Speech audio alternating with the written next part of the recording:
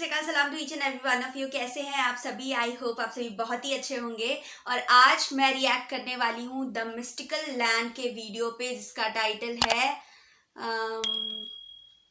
भारतीय मुस्लिम जिन पर देश को गर्व है, 12 Indian Muslims we are all are proud of. तो बिना किसी इंतजार के चलिए आज का वीडियो देखते हैं। आज हमारे देश में धर्म के नाम पर नफरत की राजनीति अपने चरम पर है। कभी गोरक्षा के नाम पर तो कभी मोबाइल जिंग के जरिए एक खास समुदाय के लोगों को भीड़ द्वारा पीट पीट कर मारा जा रहा है। राष्ट्रवाद के ठेकेदार उन्हें भारत छोड़कर पाकिस्तान जाने तक की नसीहत भी दे देते हैं। लेकिन दोस्तों, हमें ये नहीं भूलना चाहिए कि हमारा देश भारत किसी एक धर्म के राष्ट्र का नहीं है। इस बड़े देश को बनाने में सभी धर्मों के लोगों ने अपना योगदान दिया है, चाहे वो देश की आज़ादी की लड़ाई हो या फिर आज़ादी की बाद से आज तक भारत में हुआ विकास कार्य। इस वीडियो में मैं आपको कुछ ऐसे ही मुस्लिम शख्सियतों के बारे में बताने जा रहा हूँ जो अगर हमारे देश में पैदा ही नहीं होते तो शायद ही हमें सांस्कृतिक, सामरिक और शैक्षणिक आदि स्तर पर वो अंतर्राष्ट्रीय पहचान मिलती जो आज हमें मिली हुई है। नमस्कार दोस्तों, द मिस्टिकल लैंड पर आपका स्वागत है।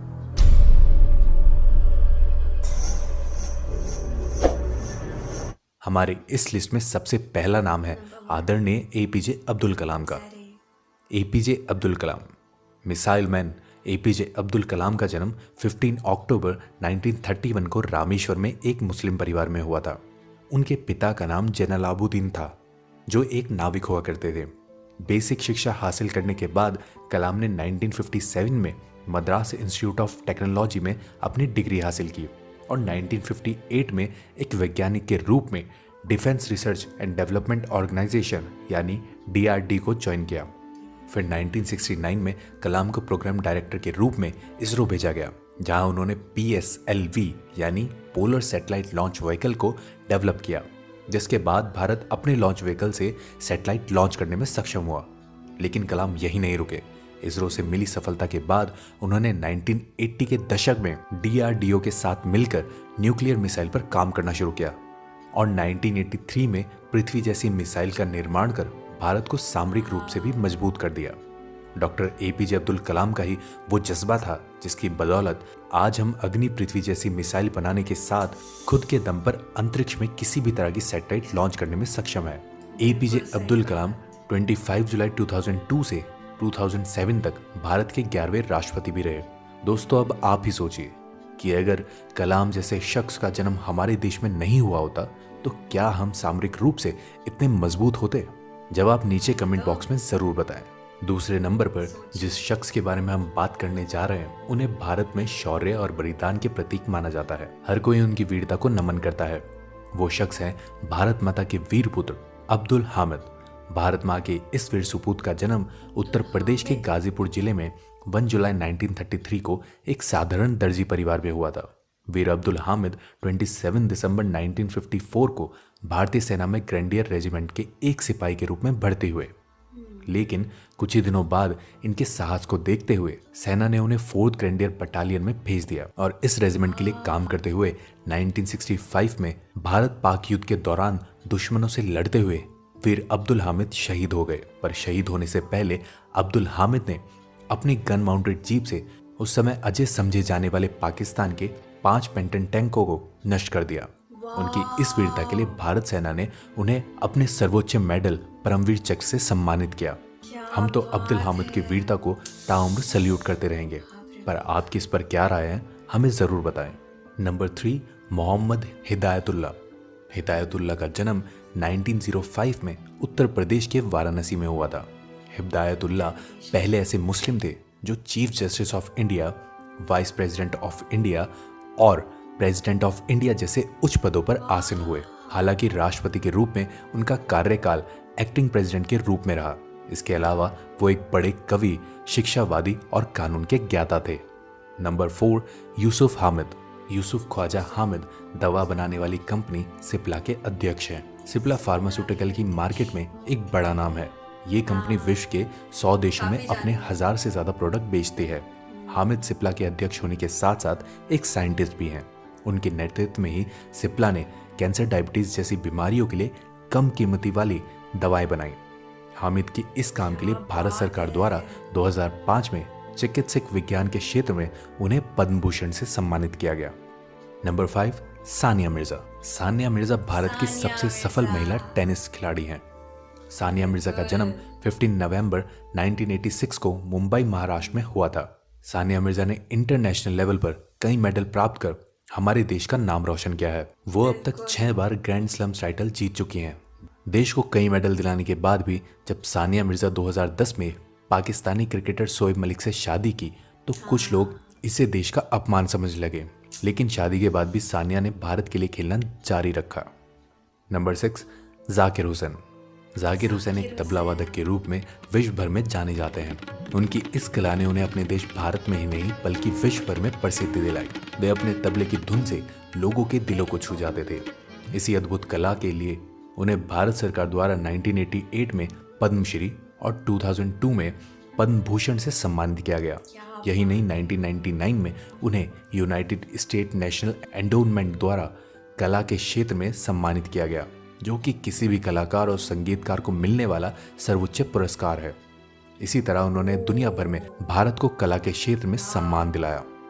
नंबर 7, आज़म प्रेम जी। आज़म प्रेम जी का जन्म 24 जुलाई 1945 को मुंबई के एक नाजिर इस्माइली शिया मुस्लिम परिवार में हुआ था।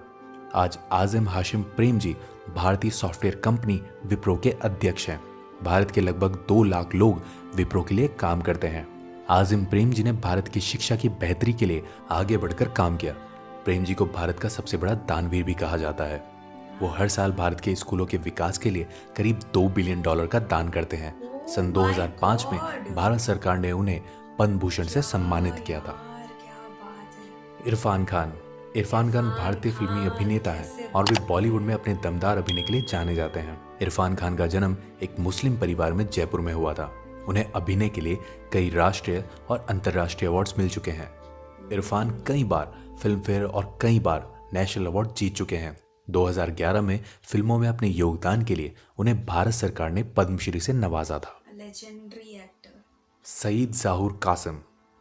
सईद ज़ाहुर कासिम का जन्म 1926 में इलाहाबाद, उत्तर प्रदेश में हुआ था। वे एक प्रसिद्ध बायोलॉजिस्ट थे।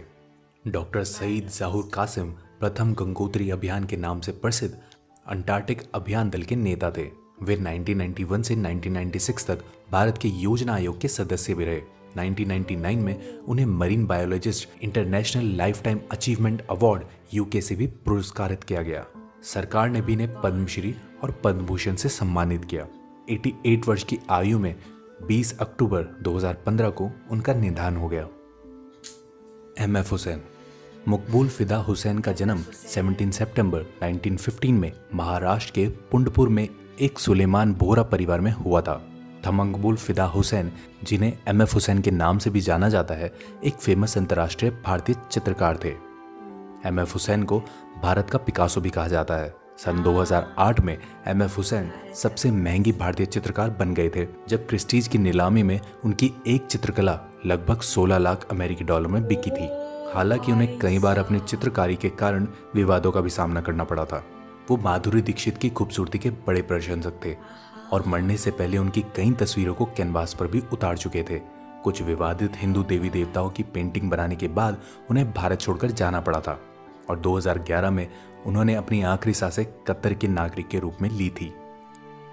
A.R. रहमान। A.R. रहमान का जन्म हालांकि एक हिंदू परिवार में हुआ था, लेकिन बाद में उन्होंने मुस्लिम धर्म को अपना लिया था। अल्लाह रखा रहमान हिंदी फिल्म के एक प्रसिद्ध संगीतकार हैं। रहमान गोल्डन ग्लोब अवार्ड से सम्मानित होने वाले पहले भारतीय हैं।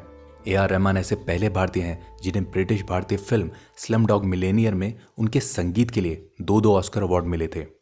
इसी फिल्म के गीत जय हो को सर्वश्रेष्ठ साउंड ट्रैक कंपाइलेशन और सर्वश्रेष्ठ फिल्म गीत की श्रेणी में 2 ग्रैमी अवार्ड्स भी मिले थे। तो दोस्तों, क्या इन मुसलमान शख्सियतों के योगदान के बिना आज का भारत मुमकिन होता? हर भारतीय को देश की प्रगति में अपना छोटा बड़ा योगदान देना चाहिए। बात हिंदू मुस्लिम की भी नहीं है, और समाज की विविधता और देश के विकास में योगदान दे रहे हैं। उन्हीं महान शख्सियतों को याद कर और उनको नमन करते हुए खत्म करते हैं आज की इस वीडियो को। आपको ये वीडियो कैसी लगी, और अगर आपको इस सूची से इत्र कोई नाम सूझता है तो सबके साथ कमेंट बॉक्स में साझा करें। YouTube पे सब्सक्राइब और लाइक करें ये वीडियो अच्छी लगी हो तो सबके साथ शेयर भी करें। फिलहाल हमें इजाज़त दीजिए। आपका बहुत बहुत शुक्रिया। क्या बात है। तो ये थी आज की वीडियो। माय गॉड यार, पता है हम बहुत ज़्यादा ये सोचने लगते हैं कि रिलीजन रिलीजन रिलीजन, इतना महत्व देते हैं ना रिलीजन को कि हम इंसानियत भूल जाते हैं। ये हम भूल जाते हैं कि हिंदू मुस्लिम ये नहीं होता, कौन हमारे देश के लिए कब खड़ा हुआ है वो भी आपको देखना चाहिए। मैं भी इतने सारे नाम तो मेरे को खुद ही नहीं पता थे। मैं आज खुद ही देख रही हूँ कि हाँ, इतने सारे लोगों ने कंट्रीब्यूशन किया। आई थिंक इसमें से बहुत जिन्होंने किया है ना कंट्रीब्यूट, उनके मुकाबले ये तो काफ़ी चंद से नाम हैं, 12 नाम हैं। लेकिन और भी काफ़ी सारे मुस्लिम्स और भी सारे रिलीजन के लोग हमारे देश के लिए बहुत कुछ करते हैं, रोज़ बहुत कुछ करते हैं। तो इस चीज़ को हमें कंसिडर करना चाहिए, इस चीज़ के बारे में भी सोचना चाहिए। हम बहुत ज़्यादा रिलीजन करते हैं कि हाँ यार रिलीजन है, ये हिंदू है, ये मुस्लिम है, ये सिख है, ये वो है ना। ये सब नहीं करना चाहिए। सब भाई हैं, ठीक है। हमें थोड़ा सा भाईचारा दिखाना चाहिए इंसानियत के नाते। कौन हमारे साथ खड़ा है, कौन आपके देश के लिए खड़ा है, कितना किसका कंट्रीब्यूशन है, कितने लोगों ने जान तक गंवाई है। हमारी इंडियन टीम में ले लो या फिर हमारी बॉलीवुड में ले लो, इतने सारे मुस्लिम एक्टर्स और इतने सारे प्लेयर्स हैं कि आप उन्हें भी आप ये नहीं कह सकते ना कि वो उन्होंने कंट्रीब्यूट नहीं किया है। वो भी उतना ही कंट्रीब्यूट कर रहे हैं जितना आप सभी हम सभी कर रहे हैं, राइट। तो कास्ट की या फिर रिलीजन की बात ही नहीं आती है। और आई थिंक ये सब हमें अब जाके तो ये चीज़ें समझनी चाहिए कि बहुत ही पेचीदा बात हो गई है अब ये कि हाँ, हिंदू मुस्लिम सिख ईसाई हो गया यार। थोड़ा इंसानियत को महत्व देते हैं, अब थोड़ा भाईचारा भी कर लेते हैं। अच्छी बात है ना।